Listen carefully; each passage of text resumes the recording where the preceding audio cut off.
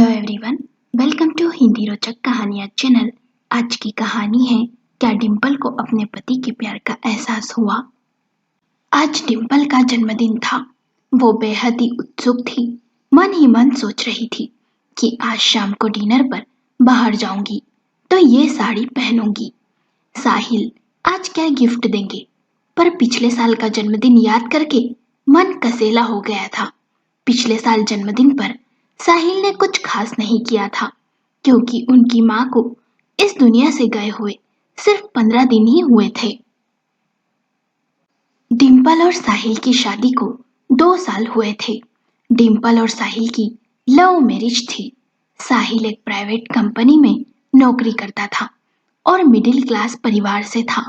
वहीं डिम्पल के पिता का बहुत बड़ा बिजनेस था। वो बहुत ही अमीर थे। डिम्पल के घर में उसका बड़ा भाई और भाभी थे जो विदेश में रहते थे। बड़ी बहन थी जिसकी शादी हो गई थी और वो अपने पति के साथ दूसरे शहर में रहती थी। डिम्पल के पिता इस शादी के खिलाफ थे, पर डिम्पल की जिद के आगे उन्हें झुकना पड़ा। आज साहिल की ऑफिस में बहुत ही जरूरी मीटिंग थी, इसलिए उसे ऑफिस जाना पड़ा। इस बात से डिम्पल बड़ी नाराज थी कि जन्मदिन साल में एक ही बार आता है, क्या साहिल एक दिन की छुट्टी नहीं ले सकता। पर साहिल उसे प्यार से मनाकर और कहकर गया था कि आज हम बाहर ही खाना खाएंगे और तुम्हारे लिए एक सरप्राइज भी है। इसलिए डिम्पल बहुत ही उत्सुक थी। रात के 10 बजने को आ गए थे, पर अब तक साहिल घर नहीं आया।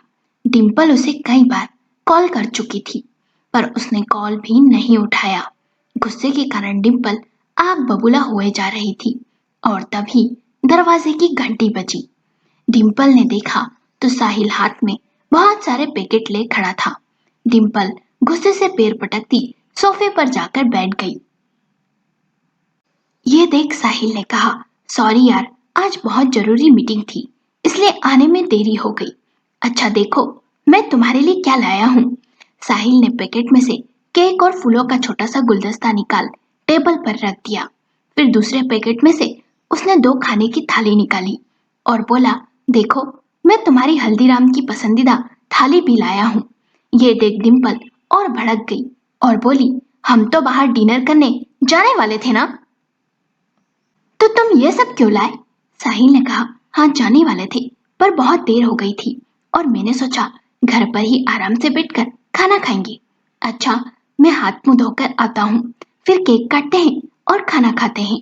ये सुन डिम्पल ने कहा, मुझे नहीं खाना, तुम खा लो, मेरी भूख मर गई है। कितने अरमान थे मेरे मेरे जन्मदिन को लेकर, पर तुम्हें तो मेरी भावनाओं की कदर ही नहीं है। पिछली बार भी तुमने मेरे जन्मदिन पर कुछ नहीं किया और इस बार भी। रोते हुए डिम्पल अपने कमरे में चली गई।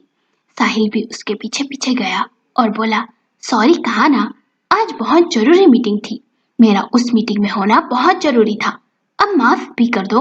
अच्छा, परसों रविवार है, उस दिन हम बाहर चलेंगे और तुम्हारा जन्मदिन मनाएंगे। डिम्पल ने कहा, जन्मदिन आज है, समझे। साहिल उसे मनाता रहा, पर वो नहीं मानी। ना तो उसने खाना खाया और ना ही केक काटा। साहिल भी पानी पीकर लेट गया। डिम्पल का बड़बड़ाना जारी था, मेरे जीजाजी मेरी दीदी को कितना प्यार करते हैं, और एक तुम हो जिन्हें मेरी ना तो फिक्र है और ना ही कदर, और आज तक कभी मुझे कुछ महंगा गिफ्ट भी नहीं दिया। मैंने सुबह से कितना इंतजार किया था। अरे और कुछ नहीं तो कम से कम 5 सितारा होटल में खाना तो खिला ही सकते थे। आज तक कोई भी बड़ी खुशी दी है तुमने मुझे। हर छोटी से छोटी चीज के लिए तरसती आई हूँ बस में। एक मेरे जीजाजी, दीदी कितनी खुश है उनके साथ। भूख के कारण साहिल और डिम्पल दोनों को ही नींद नहीं आ रही थी। रात ऐसे ही करवट लेते हुए बीत गई। सुबह भी डिम्पल बेहद ही गुस्से में थी। सोच रही थी कि क्या साहिल को यह महसूस नहीं होता कि मैं क्या चाहती हूँ। सुबह जब डिम्पल उठकर रसोई में गई तो साहिल चाय ले खड़ा था और बोला, गुड मॉर्निंग जानू, चाय पी लो। डिम्पल ने कहा, बंद करो ये अपने झूठे प्यार का दिखावा, तुम्हें मुझसे जरा भी प्रेम नहीं है। साहिल ने कहा, सॉरी, जानता हूँ कल मैंने तुम्हारे साथ सही नहीं किया, पर क्या करूँ यार, ऑफिस का काम भी तो जरूरी है ना। अब अब बॉस को इनकार तो नहीं कर सकता ना, आखिर नौकरी का सवाल है, उससे ही तो अपना घर चलता है मैडम जी। डिम्पल ने कहा, अरे कौन सा लाखों रुपए दे रही है तुम्हें कंपनी, बस 2 समय का खाना, कपड़े, ये छत, यही तो दी है तुम्हारी उस 2 कौड़ी की नौकरी ने। कितनी बार कहा जीजाजी की तरह मेरे पापा का बिजनेस ज्वाइन कर लो, पर तुम्हें तो सुनना ही नहीं है। साहिल ने कहा, हमारे पास जो भी है मेरी मेहनत का है, तुम्हें उसी में खुश रहना सीखना होगा। मैं तुम्हारे पापा से कुछ नहीं लूंगा और ना ही उनका बिजनेस ज्वाइन करूंगा। ये बात मैंने तुम्हें पहले भी कही थी। अच्छा, अब गुस्सा छोड़ो और चाय पी लो। आज मैंने मेल कर दिया है और छुट्टी ले ली है। हम बाहर चलेंगे, मूवी देखेंगे और डिनर करके ही घर आएंगे। आज का दिन सिर्फ और सिर्फ तुम्हारे नाम। अब खुश? डिम्पल ने कहा, मुझे कहीं नहीं जाना। अरे पछता रही हूं मैं तुमसे शादी करके। पता नहीं क्या सोच मैंने तुमसे शादी की।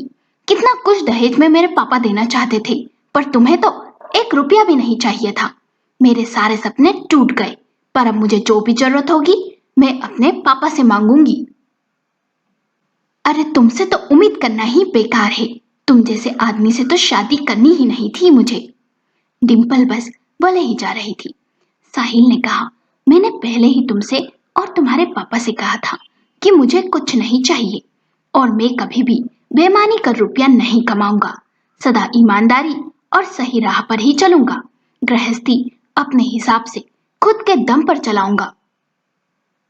मुझे किसी का 1 रुपया भी नहीं लेना है, अपने पापा का भी नहीं। और मेरी बात को समझो, अभी हमारे घर का लोन है, इसलिए पैसे की थोड़ी दिक्कत है। एक बार लोन खत्म हो जाएगा फिर सब ठीक हो जाएगा। मैं भी तुम्हें सारी खुशियां देना चाहता हूँ। बड़ी ही मुश्किल से डिम्पल बाहर जाने को राजी हुई, पर उसका मुंह अब भी फुला हुआ था।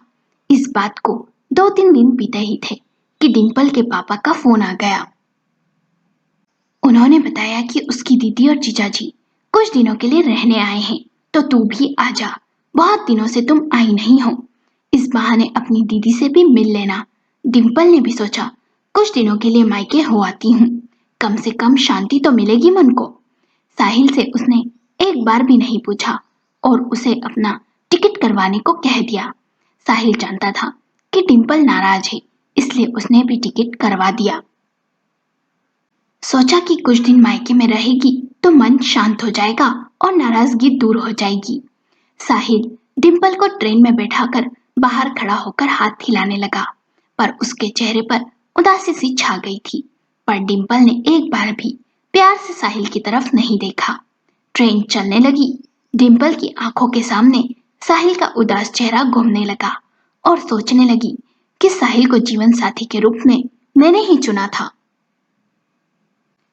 वो मुझसे कितना प्यार करता है, मुझे उससे इतना कुछ नहीं कहना चाहिए था। सुबह डिम्पल अपने मायके पहुंच गई। सबसे मिल बहुत खुश हुई। शादी के बाद तीसरी बार अपने मायके आई थी। डिम्पल की बहन दिशा और जीजाजी महेश से बहुत देर बैठ बातें की। बातों बातों में उसे पता चला कि दिशा और महेश अपनी तीसरी शादी की सालगिरह पर दुबई जा रहे हैं। ये सुन उसका मन और दुख गया कि दिशा दीदी और मेरे में सिर्फ 2 साल का अंतर है, पर वो कितनी खुश है। जीजाजी उसे दुबई ले जा रहे हैं। पापा ने पूछा, दामाद जी नहीं आए? डिम्पल ने कह दिया, नहीं, उन्हें ऑफिस से छुट्टी नहीं मिली। डिम्पल को मायके आए 5 दिन हो गए थे।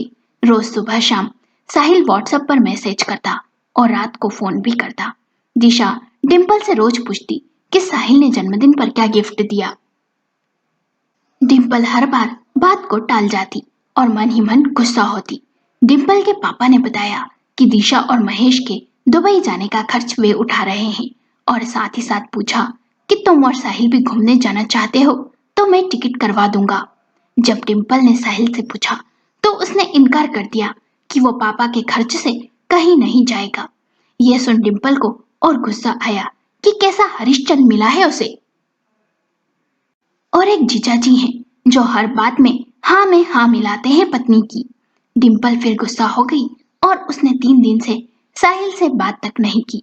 साहिल कॉल करता रहा, वो फोन काटती रही। एक दिन रात को डिम्पल के पापा किसी मीटिंग में बाहर गए हुए थे। डिम्पल अपने कमरे में बैठ टीवी देख रही थी। कुछ देर बाद भूख लगी तो रसोई में जाने लगी। तभी उसे दिशा के कमरे से कुछ आवाज आई। वो कमरे में जा ही रही थी कि सामने से दिशा आती हुई दिखाई दी। डिम्पल ने दिशा को देखा और हैरानी से कहा, दीदी तुम कहाँ गई थी? दिशा ने कहा, अरे मैं वो पड़ोस वाली भाभी के यहाँ गई थी। भाभी नई साड़ियाँ लाई थी बेचने के लिए, तो वो ही लेने गई थी। मैं तुझे बुलाने आई थी, पर तू फोन पर किसी से बातें कर रही थी।